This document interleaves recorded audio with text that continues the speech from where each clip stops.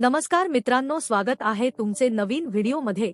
मित्रांनो, महाराष्ट्रात तयार होणार हा नवीन एक्सप्रेस हायवे तसेच महाराष्ट्रातील या घाटात 8 किलोमीटरचा बोगदा विकसित होणार आहे। तर मित्रांनो, कसा असणार आहे याचा रूट मॅप ते आपण आजच्या व्हिडिओमध्ये बघणार आहोत। मित्रांनो, त्याआधी आपण जर आपल्या चॅनलवर नवीन आहात तर चॅनलला सबस्क्राइब करा व बेल आयकॉन प्रेस करा, जेणेकरून तुम्हाला नवीन व्हिडिओचे अपडेट मिळत राहतील।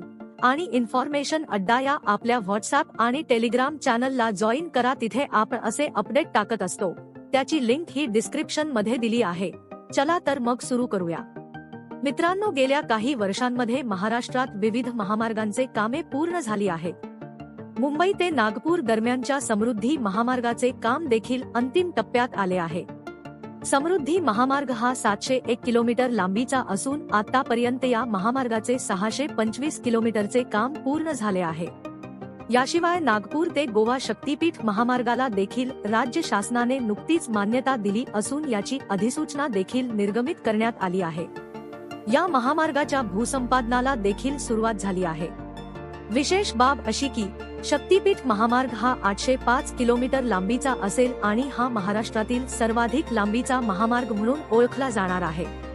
याशिवाय महाराष्ट्र राज्य रस्ते विकास महामंडळाने महाराष्ट्रात आणखी एक नवीन महामार्ग विकसित करण्याचा मोठा निर्णय घेतला आहे। विशेष म्हणजे राज्य रस्ते विकास महामंडळाने याचा प्रस्ताव देखील तयार केला आहे। मिळालेल्या माहितीनुसार कल्याण ते लातूर दरम्यान हा नवीन महामार्ग विकसित होणार आहे। या महामार्गामुळे कल्याण ते लातूर हा प्रवास जलद होईल अशी आशा व्यक्त होत आहे। मित्रांनो, आम्ही आपणास सांगू इच्छितो की सध्या स्थितीला कल्याण ते लातूर दरम्यान प्रवास करण्यासाठी प्रवाशांना 10 तासांचा कालावधी खर्च करावा लागतो। हेच कारण आहे की राज्य रस्ते विकास महामंडळाने या दोन्ही शहरादरम्यानचा प्रवास जलद व्हावा यासाठी कल्याण ते लातूर दरम्यान नवीन महामार्ग बांधणे प्रस्तावित केले आहे। अर्थातच कोकण आणि मराठवाडा हे महाराष्ट्रातील दोन महत्त्वाचे विभाग हा महामार्ग जोडणार आहे। सध्या स्थितीला या दोन्ही शहरादरम्यान 450 किलोमीटरचे अंतर आहे। मात्र नवीन महामार्गामुळे हे प्रवासाचे अंतर कमी होईल आणि हा प्रवास जलद होईल अशी आशा व्यक्त होत आहे। मित्रांनो, कसा असणार आहे हा महामार्ग बघूया।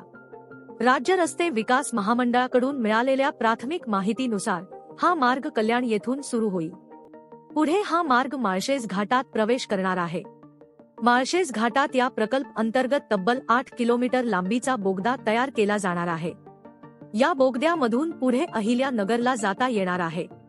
अहिल्या नगरमार्गे पुढे बीड, मांजरसुंबा, अंबेजोगाई वरून लातूर शहर आणि तेथून महाराष्ट्र कर्नाटक सीमेलगत हा महामार्ग संपणार आहे। मित्रांनो, या महामार्गासाठी 50,000 कोटी रुपयांचा खर्च अपेक्षित आहे। मात्र हा फक्त एक अंदाज आहे। जेव्हा या महामार्गाचा डीपीआर आणि संरेखन अंतिम होईल तेव्हा या प्रकल्पासाठी किती खर्च लागू शकतो याचा निश्चित आकडा समोर येणार आहे।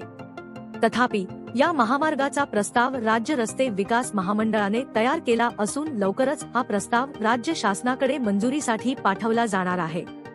राज्य शासनाची मंजुरी मिळाल्यानंतर या महामार्गाचे पुढील काम सुरू होणार आहे। तर धन्यवाद मित्रांनो, आजच्या व्हिडिओसाठी एवढेच। व्हिडिओ कसा वाटला कॉमेंट्स करून नक्की सांगा आणि सबस्क्राइब करायला विसरू नका। धन्यवाद।